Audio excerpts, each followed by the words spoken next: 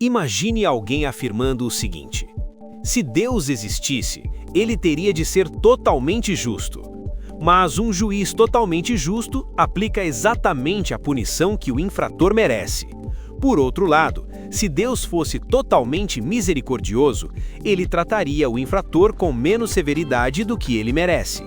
É impossível fazer as duas coisas ao mesmo tempo, logo Deus não pode existir. À primeira vista, o argumento parece lógico, mas uma análise mais cuidadosa revela que ele se sustenta sobre definições equivocadas, premissas não demonstradas e uma compreensão limitada da justiça bíblica. Vamos examinar isso com calma. São apresentadas duas premissas que vamos refutar com base na Bíblia. Premissa 1. A justiça de Deus. Premissa 2. A misericórdia de Deus. Quem usa esse argumento tenta forçar o extremo de duas situações que ele coloca como totalmente opostas: justiça absoluta ou misericórdia absoluta, ignorando possibilidades intermediárias. Nesse argumento, vemos a falácia da falsa dicotomia. Isso mostra que quem levantou o argumento apenas tem uma visão limitada e humana do assunto.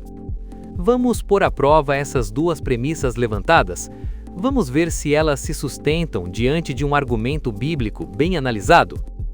Primeira premissa do argumento: justiça perfeita exige punição máxima proporcional. Essa afirmação parece intuitiva, mas não é bíblica nem filosoficamente necessária. Na Bíblia, justiça não é definida como severidade automática, mas como retidão moral absoluta, fidelidade aos princípios corretos e julgamento equilibrado.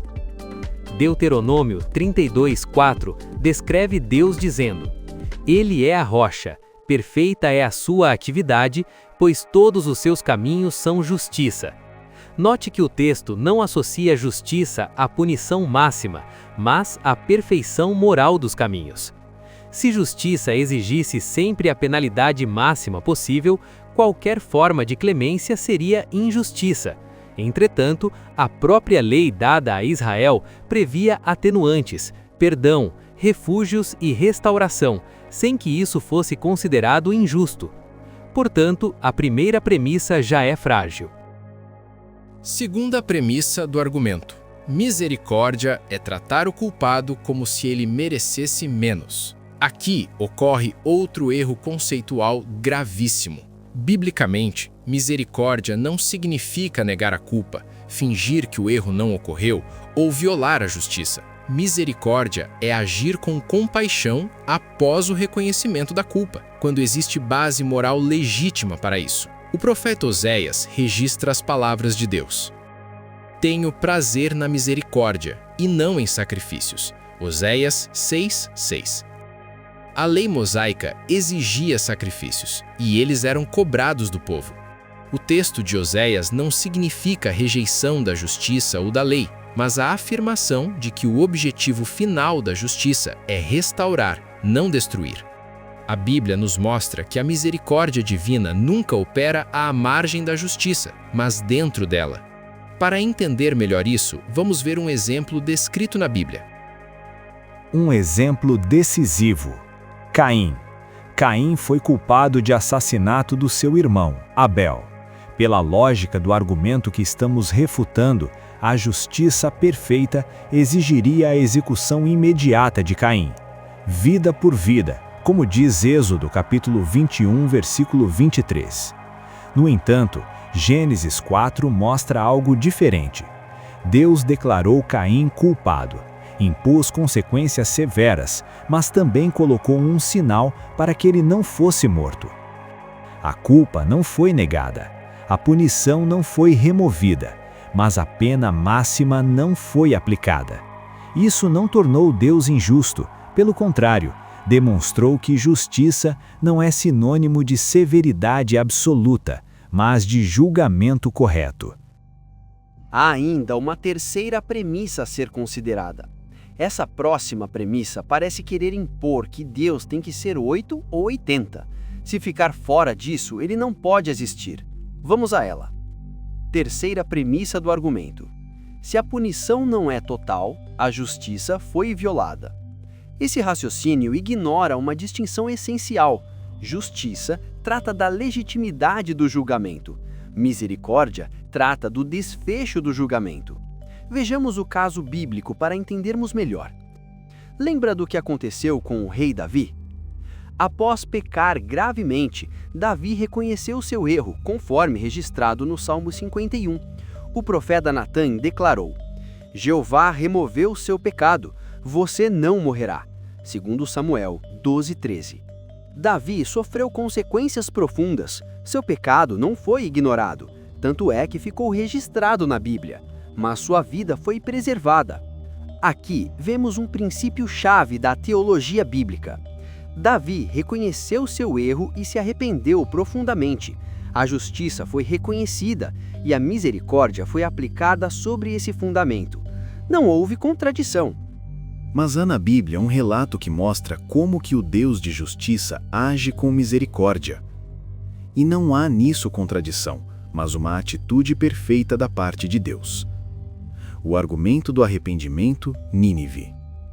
A cidade de Nínive recebeu um anúncio claro de destruição.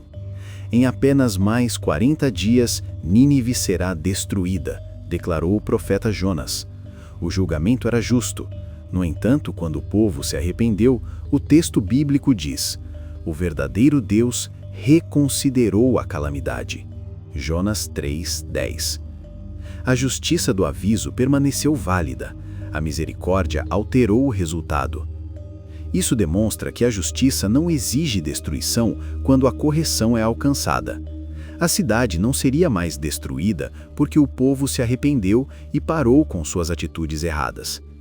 Veja que Ezequiel 18:23 reforça esse ponto ao perguntar: por acaso tenho algum prazer na morte de alguma pessoa má? Diz o soberano Jeová. Não prefiro que ele abandone seus caminhos e continue vivo?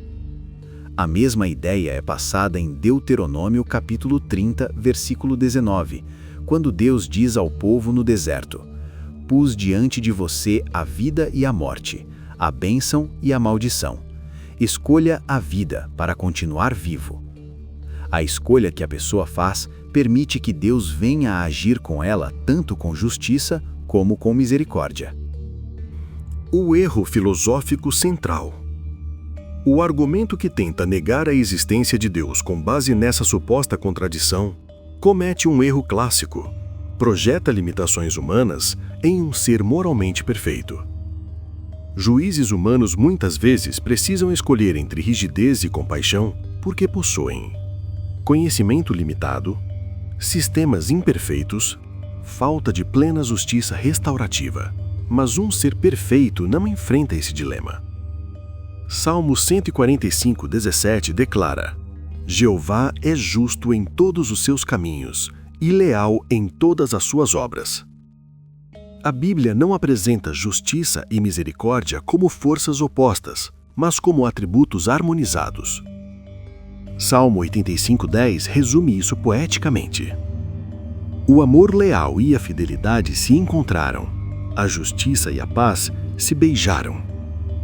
O argumento de que Deus não existe porque não pode ser justo e misericordioso ao mesmo tempo falha porque define justiça de forma excessivamente punitiva, reduz misericórdia à injustiça, ignora exemplos bíblicos claros onde ambos coexistem, confunde severidade com retidão moral, limita Deus à lógica imperfeita humana.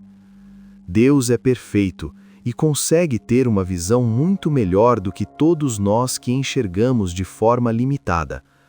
A Bíblia diz que Deus vê o coração. A Bíblia apresenta Deus não como um juiz contraditório, mas como o padrão absoluto de justiça equilibrada pela misericórdia. As premissas usadas não se sustentaram diante de um exame da Bíblia. Portanto, longe de negar a existência de Deus, esse argumento revela apenas uma compreensão incompleta da justiça divina. Podemos finalizar com o texto de Salmo 112, verso 4, que diz: Para os retos, ele brilha como luz na escuridão. Ele é compassivo, misericordioso e justo. Obrigado por assistir. Deixe seu like, isso ajuda nosso canal. Se inscreva também para acompanhar as próximas refutações. Deixe nos comentários que refutação você gostaria de ver em nosso canal. Quem sabe ela será a próxima. Até o próximo vídeo!